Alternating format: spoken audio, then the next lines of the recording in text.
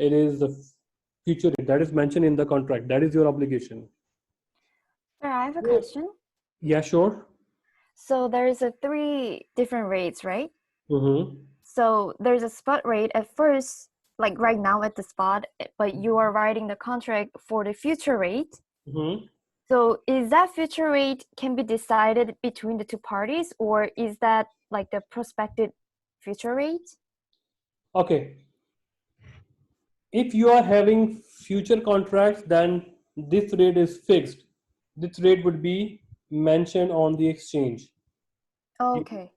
Okay, it is fixed and it can be changed, but it is fixed through there is some mechanism over there, and it is fixed by the exchange. Right? Okay, If you go okay. to Colombo Exchange, Shanghai Exchange, Hong Kong Exchange, whatsoever. But if you are entering into a forward contract, then this rate is going to be decided by dealer. Dealer can be the bank, can be anyone, and which, Okay. right? Yeah, yeah. Understand? Yes. Thank you. Okay. Any other question? Okay, let's move. Now the currency derivative, the third category is currency options contract. Florian, your question. You were asking about, the call, this kind of stuff, right? So we have three categories or kinds of or types of currency derivatives. One is future, second forward, and third currency options contract or options. So under options, we have two options: call options, put option, right? And remember, the contracts that we talked about, future and forward, they are contracts, and contracts are obligation. But here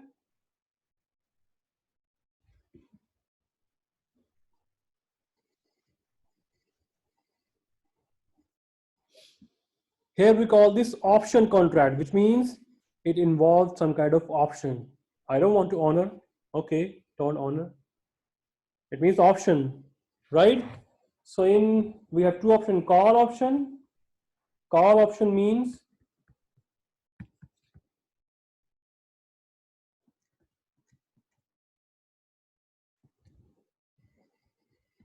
right to buy.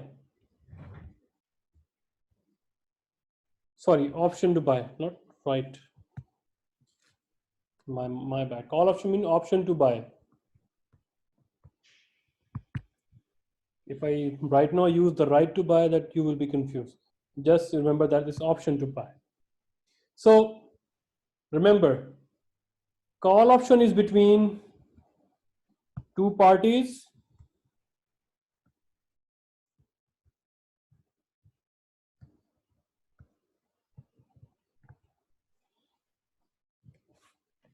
So if party A says that I want to buy a call option, it means I have option to buy from you after 90 days $1 million yuan at 7 yuan per dollar. And party B agrees.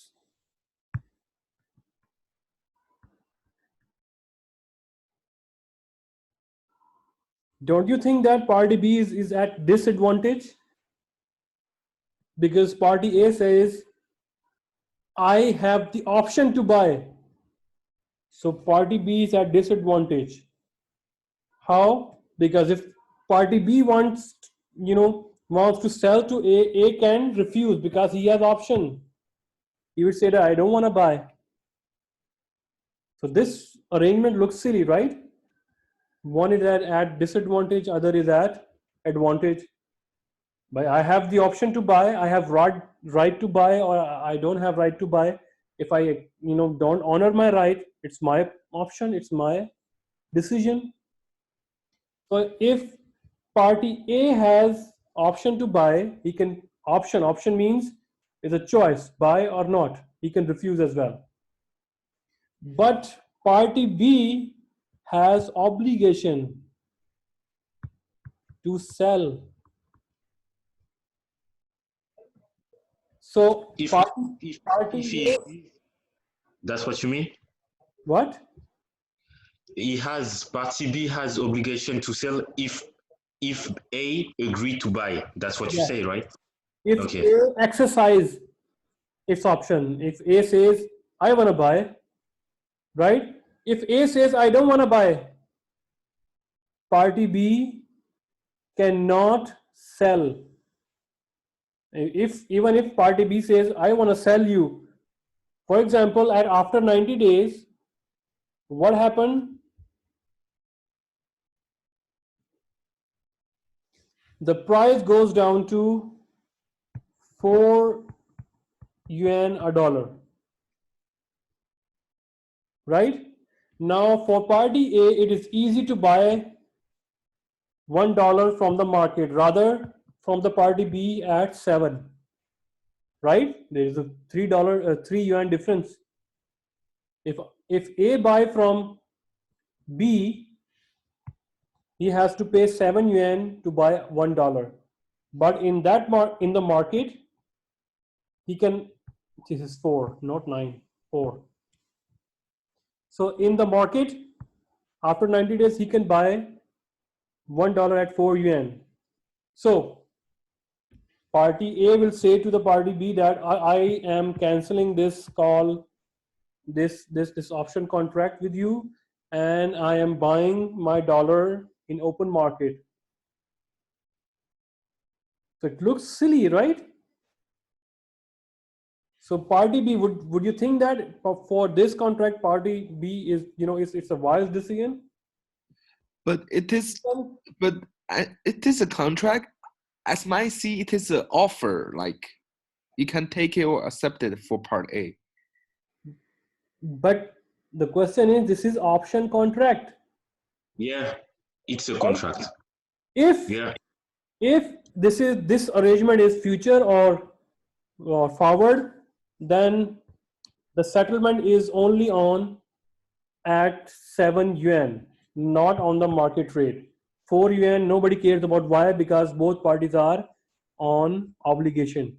But on option, right, who buys the option, he has the right to cancel as well. So if you see the B's perspective, he loses this opportunity to sell at 7, and he loses $3 here as well, because if he sells his $1 million to the market, it will be sold at 4 yuan. If he sells it to party A, it will be sold at 7. So in order to compensate, because seller here who sell the call option, seller means who sells this call option. So here he buy the call option, right? So remember this one, this is an option contract. Number 1, call option contract, which is the person who buy the call option, which means I am buying choice to buy. I am buying, option to buy. So that person who buy the call option, he must pay premium. We represent this with C.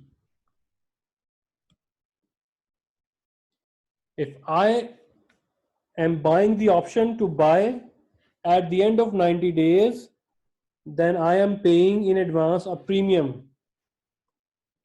What if I back off? Then premium is yours. Party B only get the premium. What is it 10% of the total amount? How much is the premium? It depends, and it depends from person to person as well. And if this is standardized, it is already given in on the stock exchange. There is no rate. Everybody fixes his own premium. If it is over the counter, then it is customized. Then everybody can have, and they have the right to fix whatever they need. If it is over the counter, if it is in the exchange, then it is standardized. Standardized means the rate would be given to you in front of your screen. You can just click and buy the option. You say the rate of the premium, right? Yes. For Okay. some it is 10%.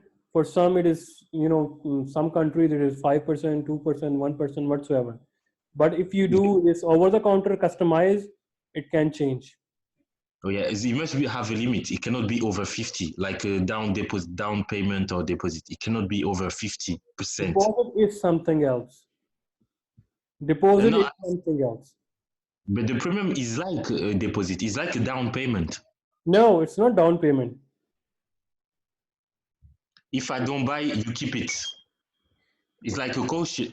Yes, if I don't buy it, you keep it. If I buy it, that would be in addition. So that is, you pay for the risk of the option. That means he not only buy this $1 million and also he have to pay the premium. The premium is going to be for B will earn that one. That's it. Oh, so It's not if like that. Okay.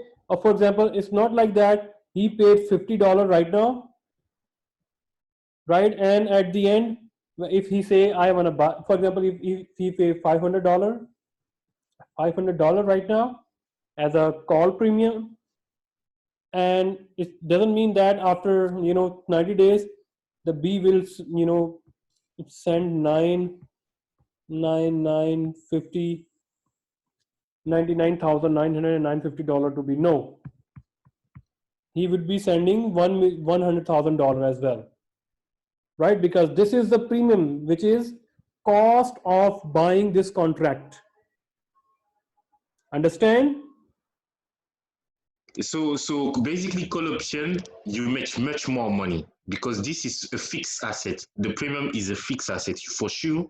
This is like net profit, regardless. Yes, this gonna be a net profit for party B. This is if he don't buy, the premium is maximum he can get. Okay, Right? understood. Yeah. So when we do its examples in our coming lectures, I think chapter 6 or 7, then over there we will explore its numerical example as well. Just right now, just understand the mechanism, that's it.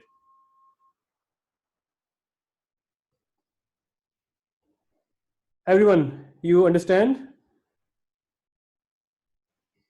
Not Haley, Fabian, Yes.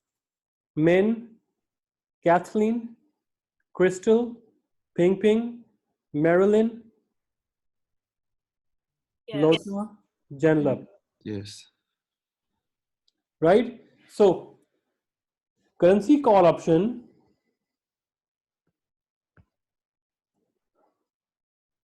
provides a right to buy currency at a specified strike price within specified period of time. Whereas put option, that is the currency call option was right to buy. So one party is buying the right to buy, other party is selling the right to buy. Right? So remember, many students, they confuse, okay, one side is called call, the other side is called put. No, these two are separate one. Two separate contracts involving the option, right? You cannot say that, okay, this is right to